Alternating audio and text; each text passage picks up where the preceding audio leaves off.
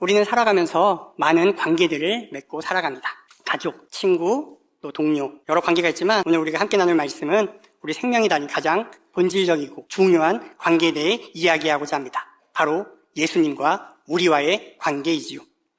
오늘 말씀 요한복음 15장은 참 포도나무, 가지라고 해서 예수님은 자신을 참 포도나무로, 하나님을 농부로, 그리고 제자들을 가지로 비유하시며 영적 생명의 가장 중요한 원리를 가르쳐 주십니다. 먼저 참 포도나무이신 예수님과 가지인 우리에 대해서 오늘 성경은 이야기하는데요. 나는 참 포도나무요, 내 아버지는 농부라 라고 1절은 선언합니다. 구약성경에서 이스라엘은 종종 포도나무로 비유됐습니다. 그리고 여러분들이 잘 아시는 것처럼 들포도나무로 해서 하나님께서 원하시는 열매를 맺는 데에 실패했다라고 성경은 기록합니다. 그래서 이사야 5장에서 보면 하나님이 정성껏 가꾸신 그 포도원이 좋은 포도 대신 들포대로 맺었다라고 탄식하시죠. 포도가 제대로 된 열매를 맺으면 사람에게 기쁨을 주고 아름다운 열매로, 맛있는 열매로 그렇게 기쁨을 주는 과실임에도 불구하고 이스라엘은 하나님을 기쁘시게 하는데 하나님께 맛있는 열매를 드리는데 실패했습니다. 그래서 예수님은 예수님 자신을 참 포도나무라고 말씀하셨죠. 여기서 말하는 참이란 단순히 가짜가 아닌 진짜 이런 의미만이 아니라 모든 것의 원형이고 완성이고 본질이라는 것 또한 의미합니다. 그러니까 포도나무 중에 포도나무, 완성된 포도나무이고 본질이라는 겁니다. 그래서 예수님만이 하나님 아버지께서 원하시는 완전한 열매를 맺으실 수 있는 분이다. 것들을 말씀해주고 계시는 것이죠.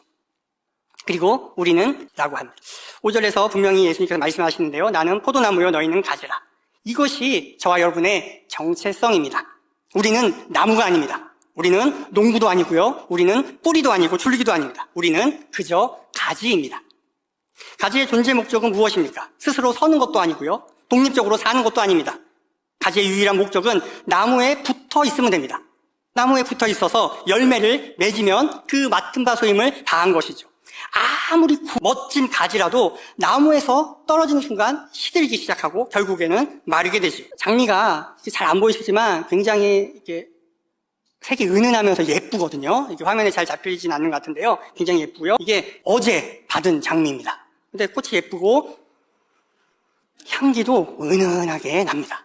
이쁘고 향기도 나고 아름다운 장미꽃, 이렇게 가시가 잘 이제 정리된 장미꽃이 있는데요. 이 장미가 여러분들 아름답습니까? 예. 그리고 향기롭습니까? 예, 맡아보진 않으셨지만 여러분들의 경험과 또 제가 은은하게 향기가 난다고 하니까 예라고 대답해 주셨어요. 그런데요, 이 장미는 지금 굉장히 아름답고 향기로워요. 하지만 이 장미는 이미 죽어가고, 그죠? 왜냐면 장미 줄기에서 잘라져 나왔기 때문이죠. 그래서 며칠 후면 이 아름다움도 향기도 사라져 버릴 거예요. 꽃잎은 떨어지고 색깔은 변하고 향기도 사라질 거예요. 그런데 우리의 신앙도 이와 비슷한 것 같아요. 아무리 꽃처럼 아름답고 활짝 폈다고 하더라도 주님께 붙어있지 않으면 지금은 아무리 괜찮아 보여도 결국엔 시들게 되고 만다. 우리의 능력으로, 우리의 열심으로 잠시는 아름다워 보일 수 있어요. 하지만 생명의 근원이신 주님과 단절되어 있으면 결국은 영적으로 말라가게 되겠죠. 우리의 신앙생활 가운데 꼭 기억해야 할 것이 바로 이것이죠. 내 능력으로, 내 의지로, 내 노력으로 신앙생활을 하려고 하면 할수록 결국에는 지치게 된다고요. 우리는 그저 예수님께 딱 붙어있는 가지로서 그분의 생명력을 공급받아서 살아가는 존재임을 인정할 때에 우리의 신앙생활이 마르지 않는 그런 삶을 살 수 있을 겁니다. 두 번째로 오늘 본문은 또 우리에게 거하라 라고 이야기하는데요. 반복돼서 거하라는 표현이 나와요. 특별히 먼저 4절 말씀 보면 내 안에 거하라, 나도 너희 안에 거하리라. 가지가 포도나무에 붙어있지 아니하면 스스로 열매를 맺을 수 없음 같이 너희도 내 안에 있지 아니하면 그러하리라. 거한다라는 말이 헬라어로 메노라는 단어에서 이제 여러 가지 모양으로 파생되기도 하는데요. 거한다라는 단어, 메노라는 단어는 잠깐 들렀다 가는 방문이 아니에요. 집을 짓고 사는 것, 머무르는 것, 지속적인 관계를 유지하는 것이 바로 거한다라는 단어가 주는 의미죠. 신앙생활은 그래서 가끔씩 찾아가는 종교 행사가 아니에요. 꾸준하게 하는 것이 바로 신앙생활입니다. 결국 매일매일 주님 안에 머무르는 삶의 상태를 유지하느냐 못하느냐 이거란 거죠. 오늘 아버지가 어린 아들과 함께 붐비는 시장을 걸어가고 있었어요. 그러면 혹여라도 사람이 너무 많으면 아이를 잃어버릴 수 있으니까 아이의 손을 아빠가 꽉 잡았어요. 그런데 잠시 후에 아들이 아버지 손을 막 뿌리치려고 해요. 그러니까 아빠가 묻죠. 왜 손을 놓으려고 하니? 아들이 대답했어요. 아빠, 너무 아파요, 손이. 아빠가 너무 세게 잡아요. 라고요. 그러자 아빠가 이야기하죠. 아들아, 아빠가 네 손을 세게 잡는 건 너를 괴롭게 하려고 한 것이 아니야. 너를 아프게 하려고 한 것이 아니라 이 많은 사람들 속에서 네가 잃어버리지 않도록, 네가 길을 잃지 않도록, 위험에 빠지지 않도록 하기 위해서, 보호하기 위해서란다 라고 이야기했어요. 만약에 내가 아빠 손을 놓으면 아빠는 너를 찾지 못할 수도 있어. 그래서 꽉 붙잡는 거야. 그러자 아들이 고개를 끄덕거리면서 다시 아빠의 손을 막 잡았다고 해요. 그리고 이렇게 이야기하죠. 제가 아빠 손을 놓지 않을게요. 그런데 아빠도 제 손을 놓지 말아주세요. 그러자 아빠가 미소를 지으며 이렇게 이야기합니다. 걱정하지 마라. 아빠는 절대로 네 손을 놓지 않을 거야. 네가 아빠를 놓더라도 아빠는 너를 놓지 않을 거란다. 주님과 우리와의 관계이지요. 실제로는 주님이 먼저 우리 안에 거하시고요. 성령님은 우리 안에 임하시며 우리를 붙들어주고 계시는 거죠. 우리가 신앙의 중심을 잃지 않도록 붙들어 주신다고요. 그래서 신앙은 내가 주님을 얼마나 꼭 붙들고 있느냐보다는 더 근본적으로는 주님이 나를 붙들고 계시다는 사실을 신뢰하는 거예요. 믿는 거죠. 지금 당장은 주님이 내 손을 놓으신 것 같아 보이더라도, 주님이 내 옆에 안 계신 것 같아 보이더라도, 성령님께서 내 안에 계시지 않은 것 같아 여겨지더라도, 느껴지더라도 아니야. 주님은 내 옆에 계셔. 성령님은 내 안에 계셔. 지금도 내 손을 꼭 붙들고 계셔라고 신뢰하는 것. 이것이 신앙인 거죠. 이것이 믿음의 눈으로 바라보는 것입니다. 가지가 열매를 맺기 위한 조건은 단 하나죠. 붙어있는 거예요. 나무에 붙어있는 거. 가지가 애를 쓰며 열매를 만들어내는 것이 아니라 나무에서 흘러나오는 생명을 받아들이는 거. 그 안에 머물러 있고 붙어있으면 되는 거예요. 성도님들이 기도해 주시고 많은 관심 가주셔서 저희 교육자수련회 잘 다녀왔거든요. 그 일정 가운데에 저희가 제주도에 있는 차 박물관 같은 곳에 갔어요. 건물을 하나 만든 곳에 들어가서 지하로 가니까 마치 TV에서 보면 이렇게 와인 창고 같은 거 있잖아요. 그렇게 이렇게 만들어 놓은 곳이 있더라고요. 거기서 보니까 딱 들어가니까 향이 너무 좋은 거예요. 녹차가 제가 아는 녹차 향 그런 게 아닌 거예요. 너무 좋아요. 근데 장소가 3개 정도로 이렇게 구분해 놨어요. 투명한 이런 창으로 구분했는데요. 한 곳에 들어가니까 민트, 허브, 피톤치드, 풀잎 향이 나요. 그곳에서 숙성했던 차를 또 이제 따라줘서 먹어봤는데요. 그 맛은 감칠맛, 곡물향, 은은한 스파이시향, 이런 다양한 맛이 나는 거예요. 전 사실 녹차를 그렇게 좋아하는 편은 아니거든요. 아직 좀 어린 입맛이라 달콤하게 먹는데요. 그래서 녹차는 달콤하지 않잖아요. 그런 제 입맛에도 맛있게 느껴졌어요. 근데 또 그 바로 옆에 칸에는 어떤 게 있냐면, 앞에 첫 번째 제가 먹어본 그 차가 제주 녹나무 숙성차였어요. 그 두 번째 칸에 있는 것은 제주 삼나무 숙성차인데 거기서는 흙내음, 비온지 숲길 향이 나요. 차에서. 그리고 맛은 구수하고 묵직하고 견과류, 곡물 맛이 나요. 같은 녹차인데도 불구하고 이게 맛이 달라요. 그래서 앞에 첫 번째는 연한 황금빛의 색깔이었는데 두 번째 같은 데는 젓갈색이었고요. 또 마지막 칸에는 오크베럴 숙성차라고 해서 그냥 참나무통 드럼통 같이 거기에 이제 숙성된 차인데요. 그 향이 카카오, 바나나, 라즈베리 잼, 말린 과일 이런 향이고요. 맛은 달콤, 체리, 대추, 긴 여운 이런 거예요. 색깔은 진한 젓갈색이고요. 그러니까 같은 녹차잎으로 하는데 숙성하니까 맛과 향이 달라지는 거죠. 그게 왜 그럴까요? 숙성 용기가 다르거든요. 아까 처음에 얘기한 제주 녹나무 숙성차는 제주산 녹나무 목함, 나무로 만든 함에다가 보관을 숙성하는 거고요. 두 번째는 제주 삼나무로 만든 함에 놓고 숙성을 시키는 거예요. 그리고 마지막은 참나무 통으로 이제 재활용해서 둥그런 통에서 숙성을 시키니까 맛도 향도 다르게 되는 거죠. 시간이 흐르니까. 어느 용기에 담겨 있느냐에 따라서 그 녹차의 향과 맛이 결정되고 색깔도 달라지는 것을 보게 됐어요.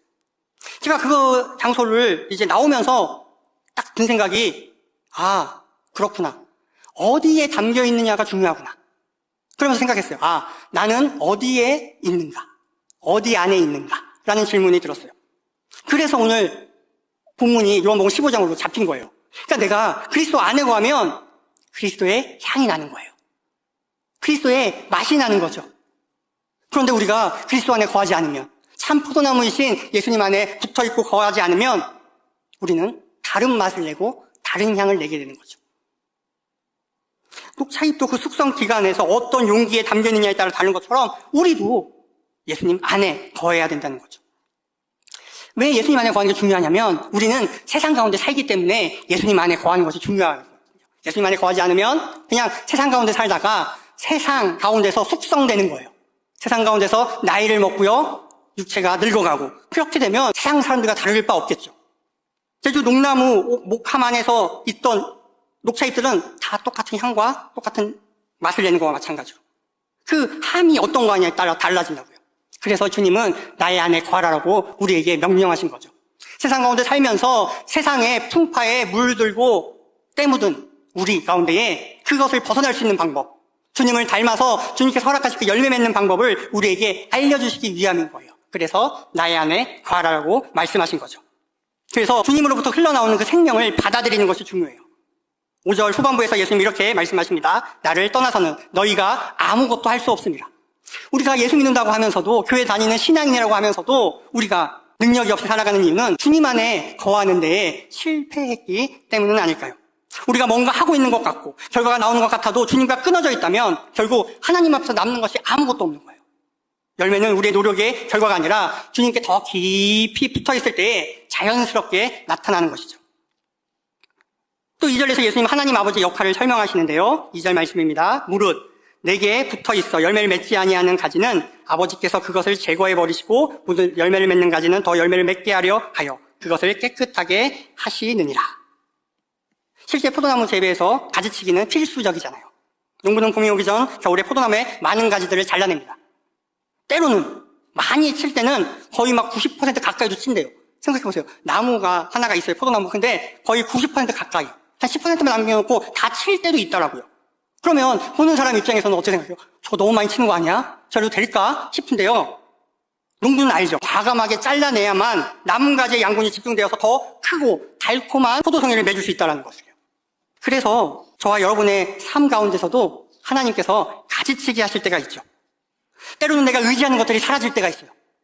건강에 문제가 생기고요. 사람과의 관계가 정리되기도 해요. 그때마다 우린 너무 아프죠.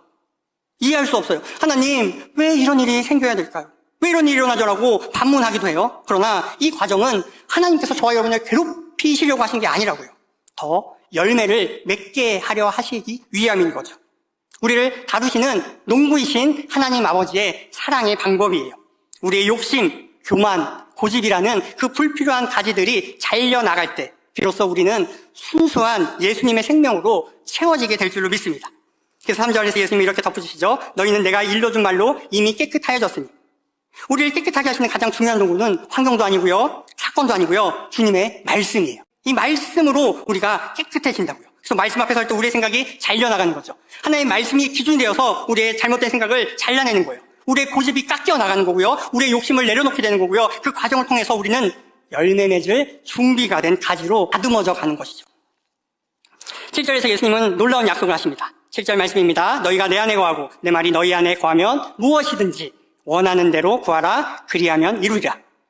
사실 이 뒷부분만 보면 내 손을 다 붙여준다는 것 같아서 너무 좋은 말씀인데요. 우리가 잘 아는 것처럼 이 앞부분이 중요해요. 너희가 내 안에 거하고 내 말이 너희 안에 거하면 그때 무엇이든지 원하는 대로 구하면 이루어 주신다고 말씀하시죠. 그러니까 우리가 주님 안에 거하고 주님의 말씀이 우리 안에 거하게 되면 우리의 소원 자체가 바뀌게 되거든요. 내 뜻과 하나님의 뜻이 이제 같아지는 그 놀라운 일들이 일어나게 되는 거죠. 그러하기 때문에 무엇이든지 원하는 것을 구하면 이루어지는 거예요. 왜요? 하나님의 뜻을 구하거든요. 내 욕심과 내 욕망과 내 생각이 아니라 하나님의 뜻을 구하니까 하나님이 이루어 주시고 소원에 응답해 주시는 거예요. 주님의 마음이 내 마음이 되기 때문에 우리가 구하는 것이 하나님의 뜻과 일치가 되고 그렇게 무엇이든지 구하면 이루어진 역사가 일어나는 거죠. 저와 여러분의 삶에 이러한 열매 맺는 그런 복이 이루어지기를 바랍니다. 얼마나 좋을까요? 정말로 그냥 내가 기도하면서 하나님 하면서 구하는 것들이 그냥 내 욕심에 그치는 것이 아니라 하나님께서 기뻐하시는 것. 그럼 하나님이 당연히 들어주시지 아니겠어요? 이야, 네가 내 마음을 알아주는구나. 그래, 이거 한번 해보자라고 하나님께서 이루어주신다고요. 그리고 8절에서 열매 맺는 삶의 목적을 분명히 해주시는데요. 너희가 열매를 많이 맺으면 내 아버지께서 영광을 받으실 것이요 너희는 내 제자가 되리라. 열매가 주어진 이유와 목적이 분명해요. 첫째는 아버지께 영광, 하나님께 영광 돌려드리는 거죠. 열매 맺는 것이 우리의 자랑이 아니고요, 하나님의 영광이 되어야 된다고요. 내가 이렇게 했다가 아니라 하나님이 이렇게 하셨습니다. 둘째는 제자됨의 증거예요. 교인이라는 이름표나 직분이 우리를 증명해 주지 않는 것이 아니라 열매가 제자됨을 증명해요. 열매가 있느냐 없느냐 그것으로 우리의 제자됨이 증명된 거죠. 우리가 맺는 사랑, 희락, 화평, 오래 참음 같은 성령의 열매들, 그것들은 바로 영원의 열매가 되기고요. 또 결국 하나님께 영광이 되고 우리가 참된 제자임을 보여주는 증거가 됩니다. 사실 오늘 설교 제목이 그리스도 안에서 거하는 풍성한 삶인데요.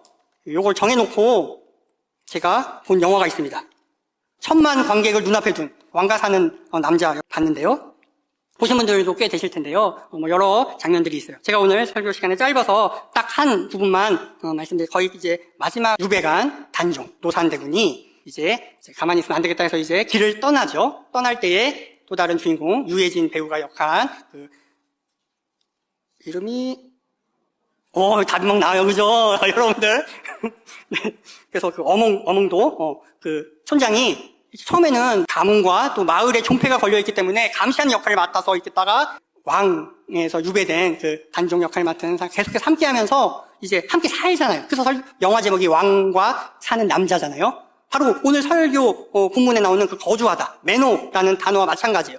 그냥 단순히 일시적으로 한 것이 아니라 한동안 같이 사는 거죠.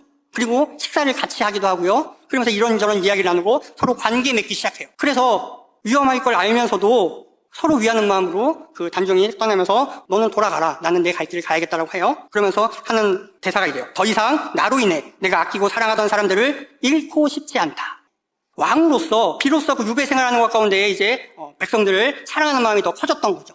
힘도 없고 어리고 용기도 없던 그저 무력하게 죽을 날만을 기다리고 있던 왕이 그곳 사람들과 교제하며 함께 살다가 정말 왕다운 모습으로 이제 바뀌어가는 장면이에요. 그래서 그 사람들 잃고 싶지 않기 때문에 가야 된다라고 이야기하니까 어몽도 유해진 배우가 이렇게 이야기해요. 저도 그 안에 있습니까? 내가 아끼고 사랑하는 그 사람들 잃고 싶지 않다고 이야기하니까 저도 그 안에 있냐고. 저도 왕이 사랑하는 그 아끼고 잃어버리지 않는 사람 가운데 있습니까? 라고 물어요. 저도 그 안에 있습니까? 우리의 인생이 그런 거 아니겠습니까? 우리도 늘 묻잖아요. 주님, 제가 주님 안에 있습니까? 너는 내 안에 거하라고 말씀하시는데 내가 그 안에 있지 않는 것 같아서 얼마나 괴로울 때가 많아요. 어몽도도 마찬가지겠죠? 관계가 깊어지고 그 마음을 알겠는데 마지막으로 이제 확인하고 싶은 거예요. 저도 그 안에 있습니까? 우리가 인생을 하루하루 살다가 마침내 주님 맞이할 날이 올 거예요. 그때 우리가 그 안에 있기를 바라잖아요. 주님 안에 머무는 삶이 있기를 바라는데요. 그때 우리의 질문이 이럴 거예요. 저도 그 안에 있습니까? 영화에서는 그 단종 역을 맡았던 배우가 이렇게 이야기해요. 자네는 아닌가? 그렇다는 거예요. 그 어몽도가 내 안에 있다라는 거죠. 어몽도는 내가 아끼고 사랑하는 사람이어서 잃고 싶지 않다. 근데 나 또한 당신 안에 있냐라고 묻는 거예요. 주님께서도 계속해서 우리에게 묻고 있어요. 네 안에 내가 있니? 라고요. 우리가 주님을 왕으로 모시고 살아가면서 계속해서 우리 안에 주님 계심을 잊지 않고 살아가는지, 그 주님과 함께 동행하면서 그 관계를 맺고 살아가는지, 거주하심, 관계 맺는 것, 그것이 신앙에 있어서 너무나도 중요하다는 것을 성경은 우리에게 말씀하고 있습니다.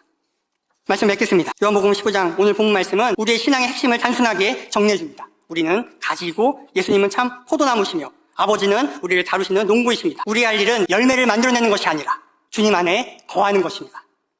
오늘 이 수요일 저녁에 이 말씀 앞에 다시서는 우리 모두가 신앙의 바쁨보다 신앙에 붙어있음을 구하고 눈에 보이는 성과보다 주님 안에 거하는 깊이를 사모하며 내 능력을 의지하는 삶이 아니라 주님께 붙어있는 가지의 삶을 살게 되기를 소망합니다. 그래서 우리의 삶이 풍성한 열매로 가득하고 극상품의 열매를 주님 앞에 올려드리는, 하나님께 영광 돌려드리는 아름다운 포도원 되시기를 주님의 이름으로 축복합니다.